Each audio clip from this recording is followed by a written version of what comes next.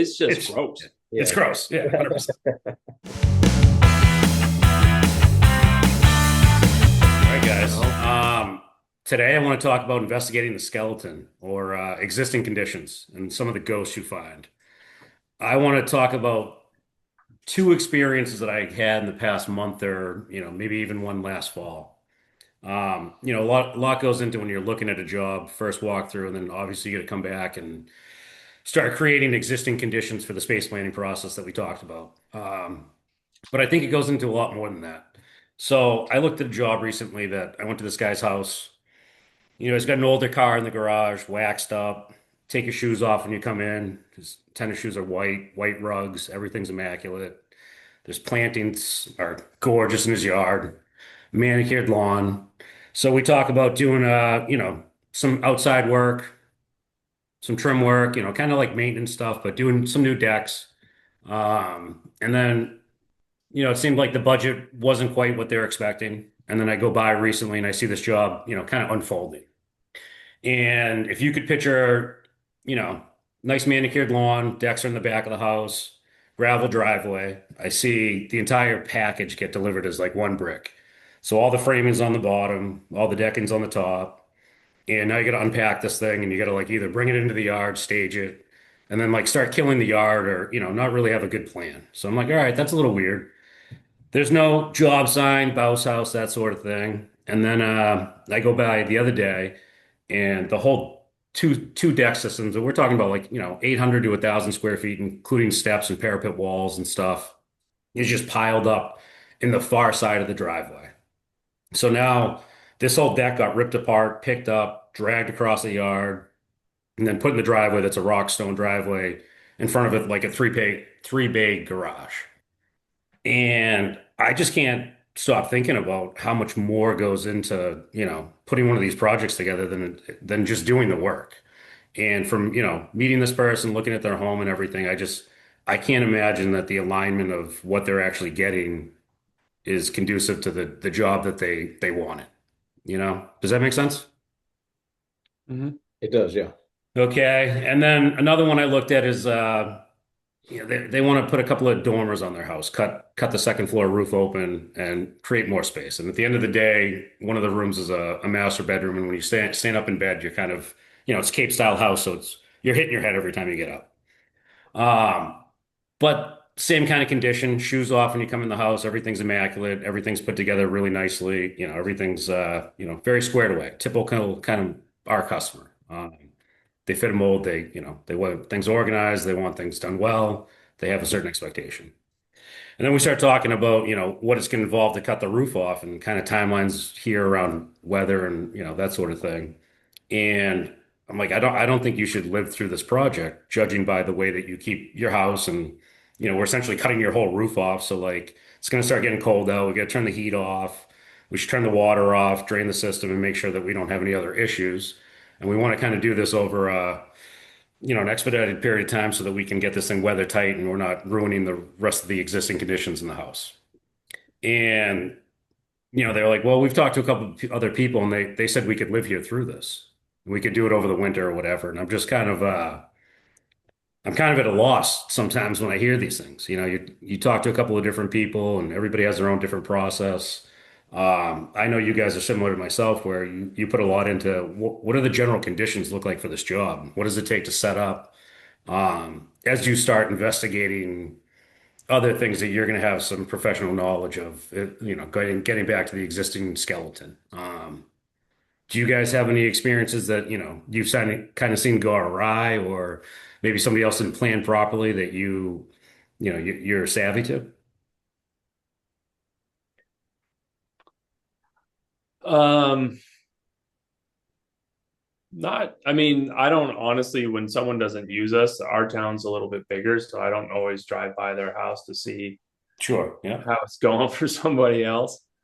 But I've met with people who, I mean, their expectations aren't necessarily reasonable for what they want done, whether they want to live there or not. I mean, I always tell them I don't kick you out of your house unless you remodel all your bathrooms because you have to have a bathroom to live there. Sure. But we're there Monday through Friday, 8 hours a day.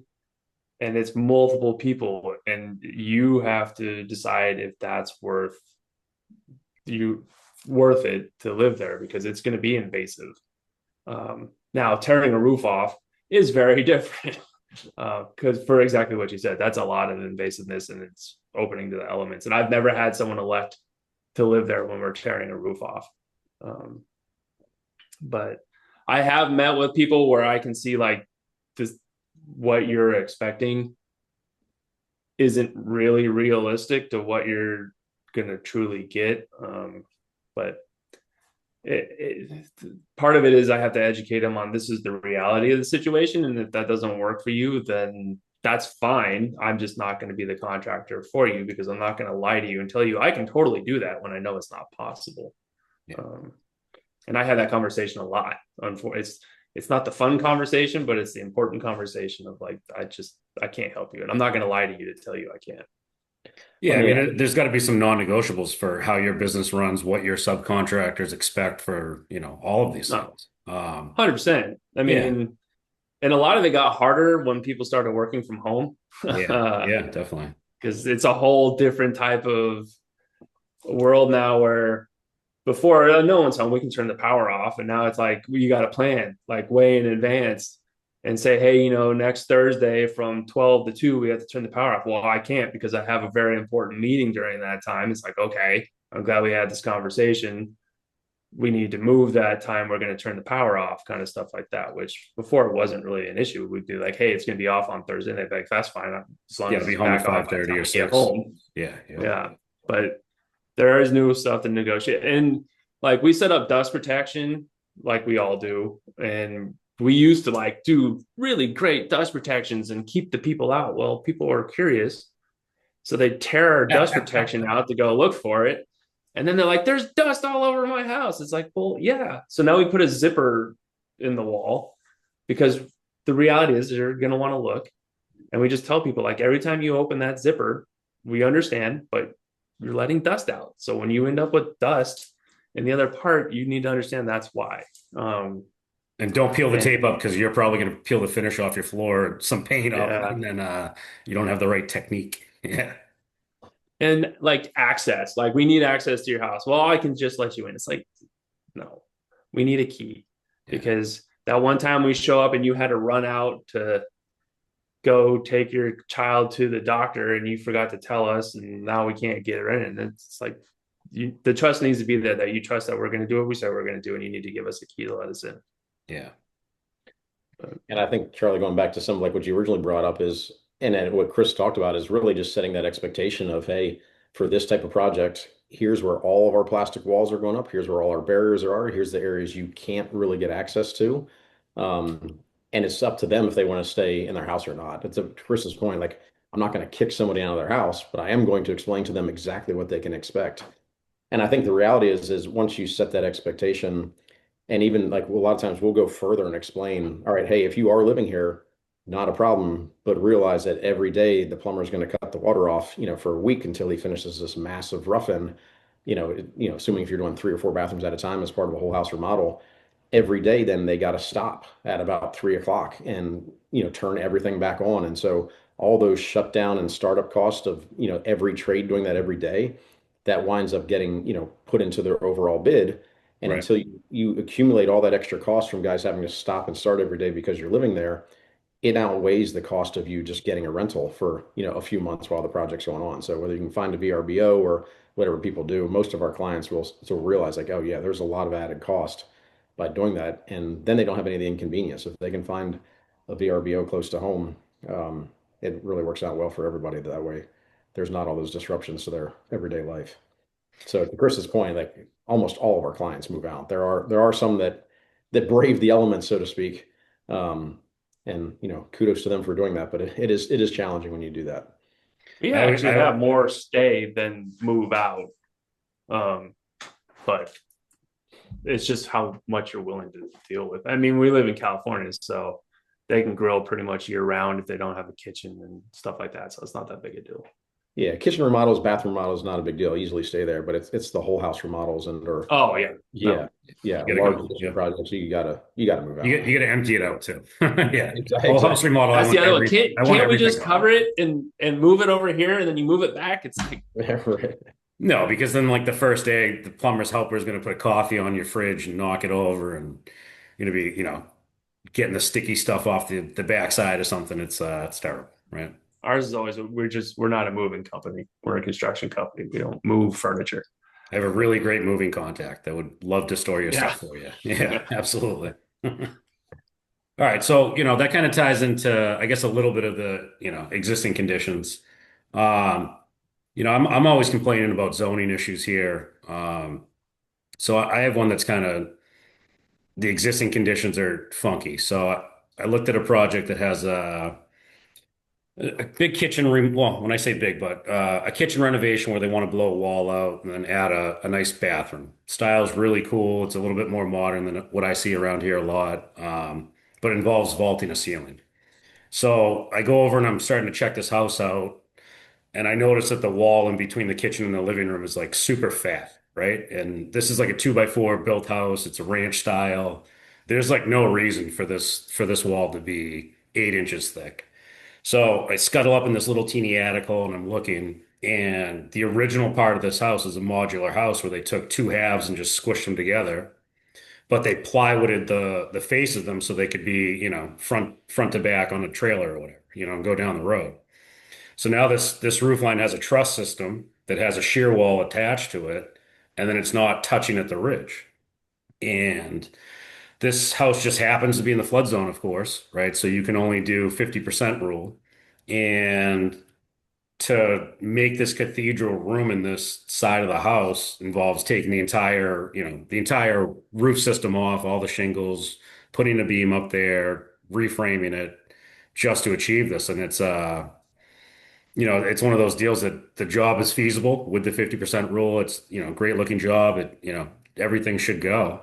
And then you stick your head in a wall that you normally wouldn't just because you get a weird feeling. And all of a sudden this becomes something that's, it's a can of worms. And I don't want to say the project's not feasible, but what they're looking at no longer becomes something we can do easily, without some rethought and going back through the space planning project process.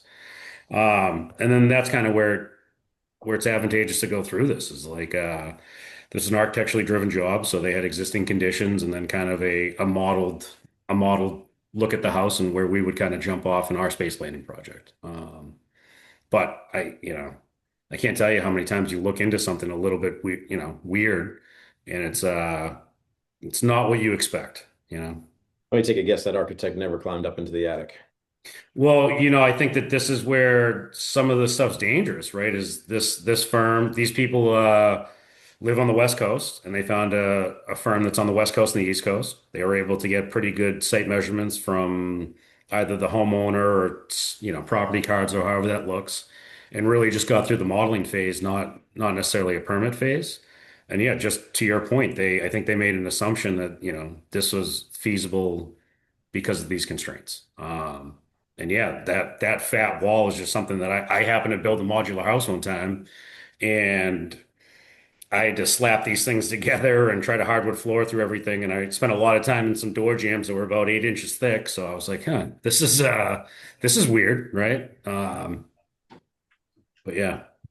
I think that again kind of leads back to why people should choose to do design build from the get-go because had they hired you initially and you were working with your architect, you probably would have climbed up in that roof from day one before going down the path of creating all these drawings for something that then had to be, in this case, I'm sure that that architect had to completely redesign it or the people just abandoned the project altogether would be my guess. Yeah, well, I think you're at that inflection point. It's like how do you recoup from this? How do you recoup from it like on an emotional standpoint of, hey, I've really, looked at this long enough that this is what I want to do, and to concede after the fact is pretty damn hard and it's defeating. And there might be a project there, but it's not going to have the design intent that it originally did.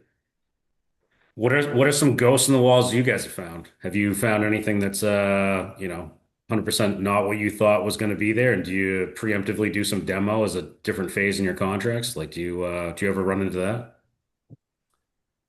I try not to. if I can, I try not to cut a hole. Either we'll pull like a light fixture. We've got a little like pin camera we'll tuck up in there.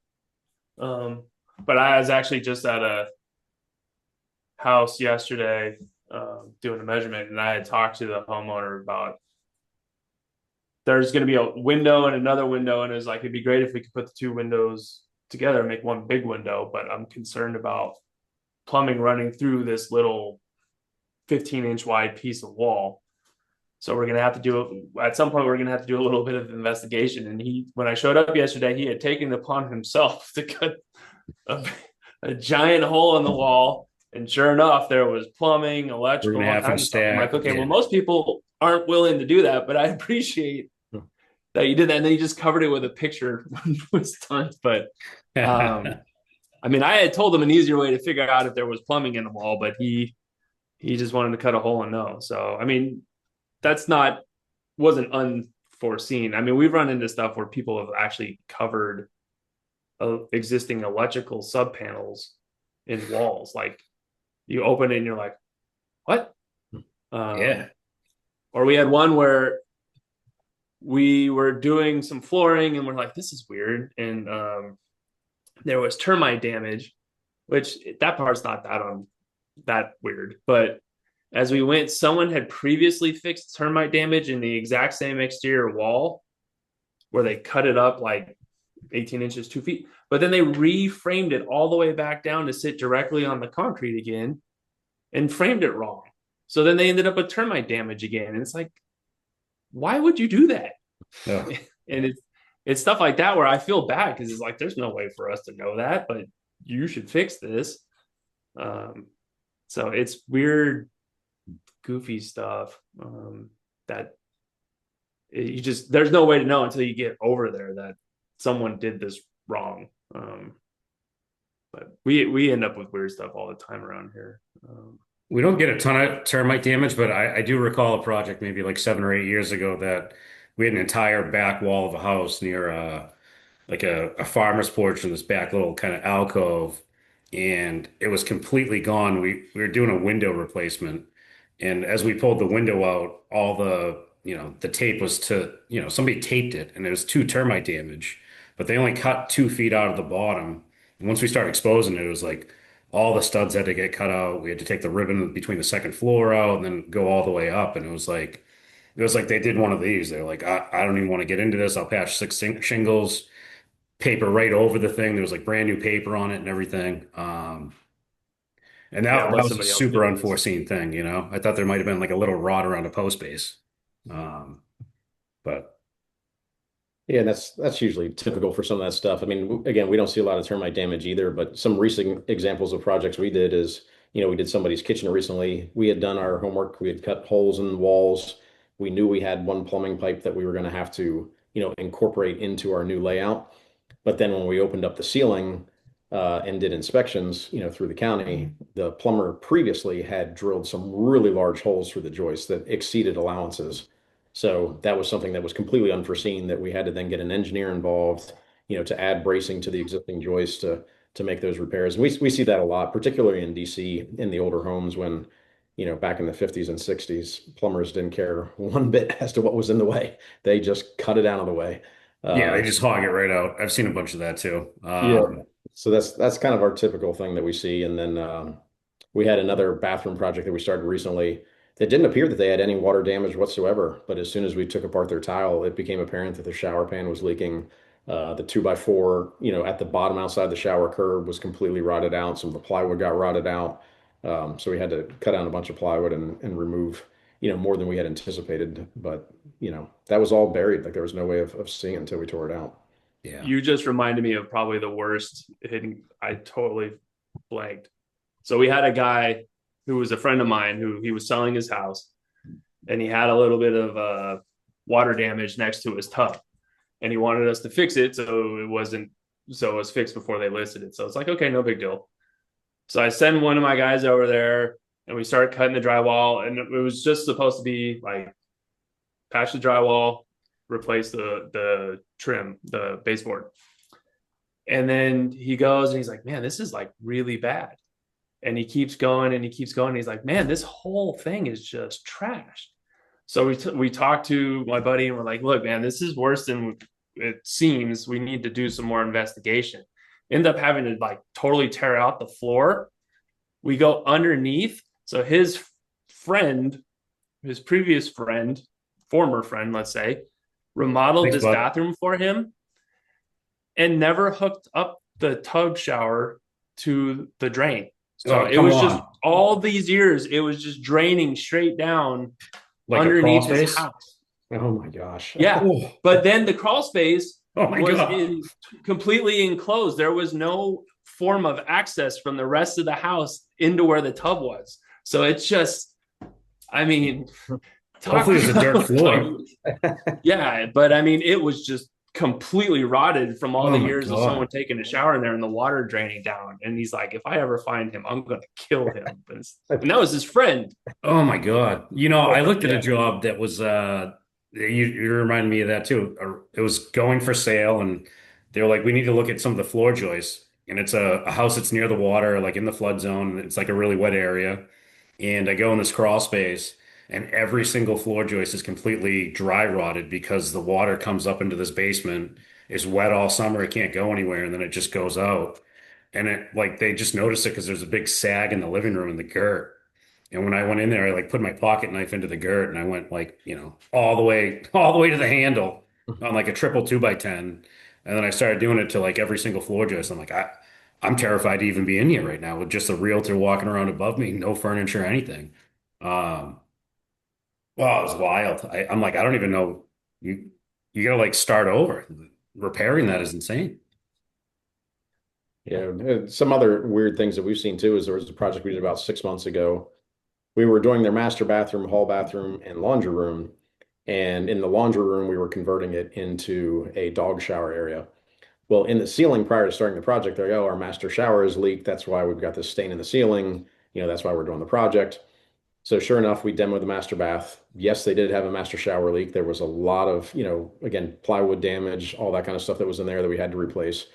But then as we opened up the ceiling, it came down into the ceiling, got even worse and went on the outside wall. And we're like, man, something's really off here. Like this is more than just a master shower leak. So we went and looked outside, and it was where the brick and the gutters and the house meet. Nobody ever flashed that properly. They didn't put the proper kick out on it. They didn't step the flashing into the brick. So for years, every time it rained, water was just pouring down that side wall and getting inside the house. So then we opened up that whole wall, found that whole wall completely rotted out. The plywood was rotted out. It's amazing that the didn't get so weak that the brick then fell off the house because it was, I mean, it was gone. So Yeah. we had to replace that whole section as best as we could from the inside and still get the tie back on the brick to make that all work. And it was a mess. There's got to Um, be a bunch of challenges with brickwork. We don't do a ton around here, but we obviously have chimneys and a lot of brick foundation veneers and stuff. And I can imagine like a whole front facade of a house, or to your point, tying back into siding or whatever that looks like must be pretty weird. Window openings, you got to be pretty thoughtful about those things. you do, and a lot of people don't get some of those flashing details right. And again, a case like that, the water's just been pouring in and that house was probably 15 years old. So just 15 years of water damage going right down the side of that house. Yeah. Chris, do you guys have a lot of stucco in your way? Yeah. Stucco, yes. Brick, no. I mean, there are homes with brick, but we're taking brick off, not putting it on. Stucco's pretty notorious for hiding some issues, not where it's showing, right? Like gets in one spot and materializes somewhere else. It can be if you don't flash it. I mean, it sounds like it has some similarities to brick where you have to have the proper flashing.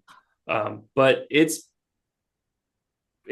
you install it correctly, which I'm sure is true with every material, it's pretty bulletproof. The biggest thing with stucco is it is prone to cracking, Yeah. especially if you let it dry too fast. Okay. But they actually are implementing, they have newer, because I just got a quote for a stucco project. And they have two additional upgrades you can do now to stucco that aren't cheap. But in the long run, one of them is like a more anti-fracture kind of mixture you can put. And the other one is actually, it's a way to transfer less heat from the outside to the inside. I had another client who we were just doing a kitchen remodel, like just kitchen, same spot. And one day the wife said, I had a dream that my new kitchen island fell through my floor.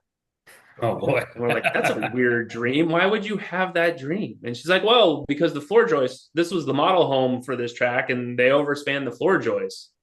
So they're like way overspanned. We're like, why wouldn't you say that in the beginning? So we had to crawl under there, and yeah, they were way, way, way. So we had to go in and actually do some like little foundation work to help shore up the floor. But it's like, if you know there's a problem in the area where we're working, why wouldn't you say this at the beginning? Please raise your hand. Instead of I had a dream. It's like, what? Oh God. That's funny because we're seeing that trend a lot. I mean, it's been happening for a while where like the floor system in kitchens is now like 12 on center, doubled up, especially when you get into like TGI packs to support these massive islands. Like you make these spans with these TGIs and the thing becomes a drum.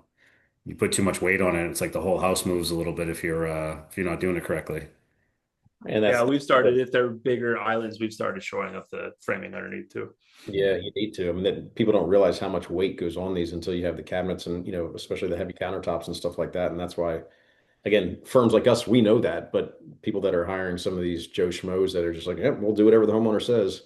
I've seen the five guys try to carry the island, granted, and before I'm staying well out of that world. That's, it's a lot of weight kicking around. Yeah, for sure. Speaking of which, I mean, what do you guys normally tell your homeowners to allow as a contingency for things you might find behind the walls? I mean, it really depends on how old the house is. We have like a really old population of houses here, things from the 1700s and early 1900s that, often get renovated. And we also have like a huge influx of building in the 50s, like around, the backside of World War II because of the Air Force Base here. And then you have like a big influx of houses in the 70s. In the 70s, they were trying to get into like modular stuff and ISO panels and some of these weird kind of roof lines and open floor plans with big window walls of windows and stuff. And what I found is those are generally the most challenging, just because there's not a lot of, they're almost like post and beam built. So you're going to find that wall that Chris talked about where all the plumbing and all the electrical goes through that's not expected because of some renovation in the past, or somebody hogged out, 8 inches of a post framing to get a waste supply across that, is above a bulkhead or something. I try to steer away from that, that 70s population of house. And then if you get into some of these others, that might be where you become a T&M job. If you get into some of the 80s and 50s built houses, they're somewhat more straightforward. I really try to explore the basement, the panels, all the waste lines coming down, and try to understand like the mechanics of the house before I get too far. You guys carry contingency specifically, like a line item? No. Yeah. We don't either. We just, again, to your point, depending on the age of the house, we'll advise them like, it's usually a safe general rule of thumb to save about 10%. Yeah. Just in case we incur things. But again, like you guys, we do a really good job of doing our homework up front, cutting holes and doing what we can. But sometimes things pop up that, nobody could have predicted seeing behind the walls. So it's nice to have that buffer so that, I mean, I think that if you think about it like copper pipes, right? So there's a whole generation of copper pipe that's real thin and eventually leaks and, it's at the elbows and some runs. And a lot of times when we're doing new water supplies, we're going to cut everything all the way back and then repipe it new. So we're trying to eliminate any of these obstacles, or, if we're doing electrical, we're looking at a sub panel or a panel refresh, as we get into some of these larger systems, if we have to pick up a couple of bathrooms of GFIs and dedicated circuits or heating systems, fridges, it's usually at the point where we're doing a panel upgrade. So then we're pulling everything out of these spaces we work in and going new, essentially. I can't remember is the last time I did a project where I didn't have to upgrade the panel. So yeah, that's one of the things when we do our first walkthrough is let's check your panel. Because sometimes now with people getting electric cars, they've already upgraded the sub panel because they wanted the 220 for their charger. But yeah, if you haven't done that, it's almost guaranteed you're going to need one. So we have to supply a car charger as well as a solar hookup with any significant remodel. So you're getting into that almost no matter what. 'Cause, We're not required for that, but every bedroom, bathroom has to have its own dedicated circuit. Almost every appliance now. I mean, it fills up so fast. yeah. It's And no one's ready for that.